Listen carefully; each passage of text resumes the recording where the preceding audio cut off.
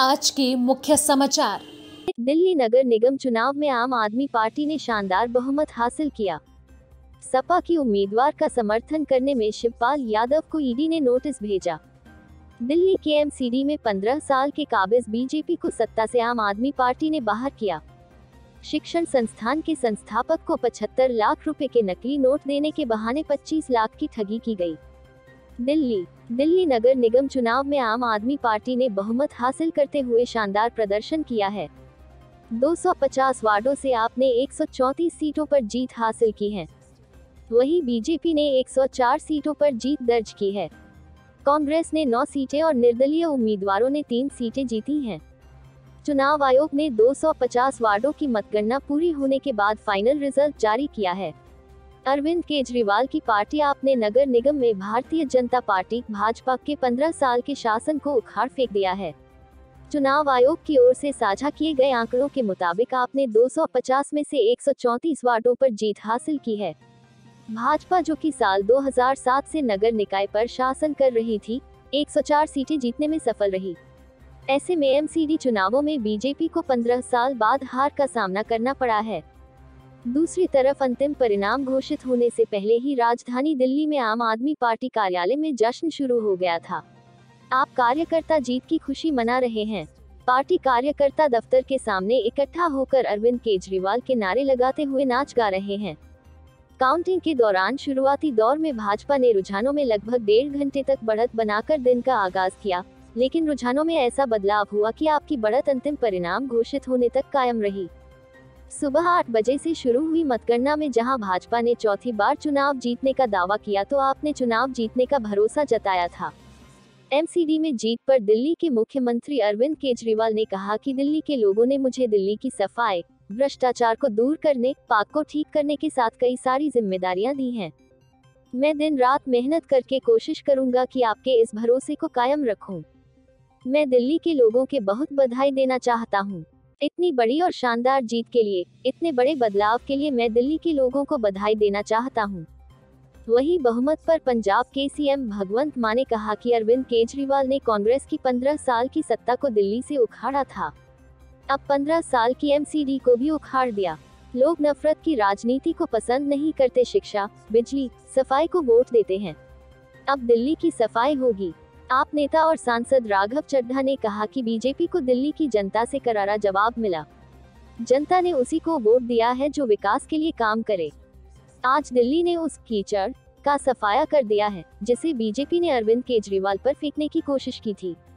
हम दिल्ली को दुनिया के सबसे खूबसूरत शहर में बदल देंगे। यूपी, उत्तर प्रदेश में मैनपुरी लोकसभा उपचुनाव में समाजवादी पार्टी का समर्थन करने वाले प्रगतिशील समाजवादी पार्टी प्रमुख शिवपाल यादव को प्रवर्तन निदेशालय को नोटिस भेजा है। पहले ही ऐसी अटकलें लगाई जा रही थी कि अपने भतीजे अखिलेश का समर्थन कर बीजेपी को नाराज करने वाले शिवपाल के खिलाफ मामले की जांच तेज हो सकती है। हालांकि मैनपुरी उपचुनाव का परिणाम गुरुवार को मतगणना के बाद सामने आएगा। प्रवर्तन निदेशालय ईडी ने गोमती रिवर फ्रंट के संबंध में यूपी के राजनीतिक दबंग शिवपाल सिंह यादव को पूछताछ के लिए नोटिस भेजा है। शिवपाल यादव दरअसल मुलायम सिंह यादव के छोटे भाई और समाजवादी पार्टी सपा प्रमुख अखिलेश यादव के चाचा भी हैं। उनको 16 अन्य आरोपियों के साथ तलब किया है। इसमें राज्य सरकार के प्रमुख अधिकारी और सेवानिवृत्त नौकरशाह भी शामिल हैं। जानकारी के मुताबिक ईडी ने जिन लोगों को पूछताछ के लिए बुलाया है उनमें पूर्व मुख्य सचिव आलोक रंजन और तत्कालीन प्रमुख सचिव सिंचाई दीपक सिंघल शामिल हैं, जो बाद में यूपी के मुख्य सचिव भी बने और अपने काम के लिए जाने जाते हैं। इन लोगों पर गोमती रिवर फ्रंट परियोजना में कई तरह की अनियमितताएं बरतने का आरोप है। इस मामले में प्रवर्तन निदेशालय ने भी मनी लॉन्ड्रिंग एक्ट के तहत जांच शुरू की थी। दरअसल शिवपाल यादव यूपी के सिंचाई मंत्री थे जब सपा सरकार के कार्यकाल में गोमती रिवर फ्रंट परियोजना को क्रियान्वित किया गया था। सीबीआई जांच ने शुरू में पुष्टि की कि परियोजना के लिए 1513 करोड़ रुपए का बजट स्वीकृत किया गया था और लगभग 1437 करोड़ रुपए काम का 60% पूरा किए बिना खर्च किया गया था। खर्च में कई विसंगतियां सामने आईं। इसके अलावा जिस कंपनी को रिवर फ्रंट ब्यूटिफिकेशन का काम दिया गया था वह डिफॉल्ट थी। 17 फरवरी 2021 को सीबीआई ने लखनऊ में सीबीआई अदालत में 6 लोगों के खिलाफ चार्जशीट दायर की थी। बाद में लखनऊ में 2 सिंचाई इंजीनियरों को गिरफ्तार किया गया था। सीबीआई ने 30 नवंबर 2017 को राज्य सरकार की सिफारिश पर मामले में मामला दर्ज किया था। यूपी सरकार ने 2017 में सीबीआई जांच की सिफारिश की थी, जब इस मामले की जांच के लिए गठित एक समिति ने रिवरफ्रंट के सौंदर्यीकरण में कई विसंगतियां पाई थी। राज्य सरकार ने 19 जून 2017 को सिंचाई विभाग के वरिष्ठ अधिकारियों सहित कई लोगों के खिलाफ प्राथमिकी दर्ज की, जिसमें आरोप लगाया गया कि अनुमानित बजट का 95% से अधिक खर्च होने के बावजूद रिवरफ्रंट चैनलाइजेशन से संबंधित 60% काम भी पूरा नहीं हुआ है। अखिलेश यादव और शिवपाल के बीच दरार के बाद शिवपाल और भाजपा के बीच कथित बढ़ती निकटता के बाद कथित तौर पर रिवरफ्रंट घोटाले की जांच धीमी हो गई थी। शिवपाल यादव कैबिनेट मंत्री थे और 2012-17 से समाजवादी पार्टी के कार्यकाल के दौरान रिवरफ्रंट परियोजना की कल्पना और क्रियान्वित होने पर उन्होंने यूपी सिंचाई विभाग संभाला था। हालांकि 2017 में सपा सरकार के जाने के बाद परियोजना में करोड़ों रुपए के घोटाले का आरोप लगाया गया था। दिल्ली एमसीडी चुनाव में आम आदमी पार्टी ने भारी बहुमत से अपनी जीत दर्ज कराई है। इस जीत के साथ आपने भारतीय जनता पार्टी की एमसीडी में 15 साल से काबिज सत्ता को बाहर का रास्ता दिखा दिया है। इस खास मौके पर हर कोई अरविंद केजरीवाल को जीत की बधाई दे रहा है। अब ऐसे में बॉलीवुड एक्टर और सेल्फ मेड क्रिटिक्स कमाल राशिद खान उर्फ केआरके ने दिल्ली सीएम अरविंद केजरीवाल की जीत पर अपना रिएक्शन दिया है। केआरके ने ट्वीट करते हुए ये दावा किया है कि अब बीजेपी अगले 25 सालों तक दिल्ली में कोई भी चुनाव नहीं जीत पाएगी।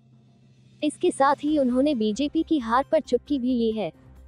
केआरके ने ट्वीट करते हुए लिखा, आखिरकार अरविंद केजरीवाल ने दिल्ली को बीजेपी मुक्त कर दिया। अब बीजेपी दिल्ली में अगले 25 सालों तक कोई भी चुनाव नहीं जीत पाएगी। आम आदमी पार्टी के सभी कार्यकर्ताओं को शुभकामनाएं। मालूम हो कि दिल्ली नगर निगम चुनाव के नतीजे सामने आ गए हैं। आपने 134 सीटों पर अपनी जीत हासिल की है। इस चुनाव में आपने बहुमत का आंकड़ा पार करते हुए शानदार जीत दर्ज की है। अगर एमसीडी चुनाव में वोट शेयर की बात करें तो आपको 42.05%, बीजेपी को 39.09%, कांग्रेस को 11.68%, बीएसपी को 1.80%, निर्दलीय को 3.46% और नोटा को 0.78% वोट मिले। बताते चले कि कमाल राशिद खान ने हाल ही में बिना नाम लिए अक्षय कुमार पर कनाडा की नागरिकता को लेकर तंज कसा था। उन्होंने ट्वीट करते हुए लिखा, ये एक्टर हर महीने ये कहता है कि मैं बहुत जल्द विदेशी नागरिकता छोड़कर भारत की राष्ट्रीय नागरिकता हासिल कर रहा हूँ, लेकिन वह ऐसा बिल्कुल भी नहीं करेंगे, क्योंकि उनको पता है कि जैसे ही केंद्र सरकार बदलेगी तो उसके बाद वह जेल पहुँच जाएंगे। ईडी उनका ख्याल रखने के लिए तैयार रहेगी। मुंबई तिलक नगर पुलिस ने शिक्षण संस्थान के संस्थापक को 75 लाख रुपए के नकली नोट देने के बहाने उनसे 25 लाख रुपए लूटने के मामले में 6 लोगों को गिरफ्तार किया है। आरोपी ने पैसे के साथ शिकायतकर्ता को घाटकों पर बुलाया था और फिर पुलिस वाला बनकर एक अन्य व्यक्ति पैसे ले गया। फरियादी ने थाने पहुंचकर अपराध दर्ज कराया। रैकेट का सरगना अब भी फरार है। शिकायतकर्ता वाडा पालघर में एक शिक्षा संस्थान के 25 वर्षीय संस्थापक हैं। उसके एक दोस्त ने उसे बताया कि अगर वह 25 लाख रुपए की व्यवस्था कर किसी को सौंप दे तो वे उससे 3 गुना नकली नोट दे देंगे। शिकायतकर्ता सौदे से आकर्षित हुआ और उसने अक्टूबर 2022 में घाटकोपर में एक हैंडलर के साथ बैठक की। पैसे मिलने का आश्वासन मिलने के बाद उन्होंने पैसे की व्यवस्था की और 25 नवंबर की दोपहर को घाटकोपर आ गए। उन्होंने हैंडलर से मिलने के लिए एक जगह पर इंतजार किया, लेकिन जब वह नहीं पहुंचे, शिकायतकर्ता ने रेलवे स्टेशन की ओर चलना शुरू कर दिया। जांच से जुड़े एक अधिकारी ने बताया कि गिरोह के सदस्यों में से एक ने शिकायतकर्ता से संपर्क किया और पूछा कि क्या वह सौदा करने आया था। जब शिकायतकर्ता ने सकारात्मक जवाब दिया तो उसे एक ऑटो के अंदर बैठने को कहा। उसे 75 लाख रुपए के नकली नोट होने का दावा करते हुए नोटों के बंडल दिए गए। जब शिकायतकर्ता के हाथ नकली नोट लगा बैग लगा तो एक व्यक्ति पुलिस अधिकारी होने का दावा करते हुए ऑटो के पास पहुंचा। शिकायतकर्ता डर गया क्योंकि एक व्यक्ति ने खुद को एक पुलिस वाला होने का दावा करते हुए उसे अपने साथ पुलिस चौकी आने के लिए कहा और उससे एक पैसे की थैली लेने की कोशिश की। फरियादी ने जब ऑटो चालक का विरोध किया तो फर्जी सिपाही ने मारपीट कर रुपये छीन लिए और मौके से फरार हो गया। तिलक नगर थाने में 6 अज्ञात लोगों के खिलाफ डकैती और धोखाधड़ी का मामला दर्ज किया गया है। डीसीपी जोन 6 हेम सिंह राजपूत ने तिलक नगर के वरिष्ठ निरीक्षक सुनील काले को मामले की प्राथमिकता के साथ जांच करने और अपराध में शामिल ऑटो चालक को ट्रैक करने में सफलता प्राप्त करने का निर्देश दिया। ऑटो चालक ने कहा कि उसे अपराध में मदद करने के लिए 30,000 रुपये मिले और बाकी पैसे दूसरों में बांट दिए। सहायक निरीक्षक राहुल वाघमारे, पीएसआई विजय सिंह देशमुख व अजय गोलहर व टीम ने अपराध में शामिल 5 अन्य आरोपियों को पकड़ने में कामयाबी हासिल की। पुलिस आरोपियों से 5 लाख रुपए बरामद करने में सफल। Bureau report, Mumbai.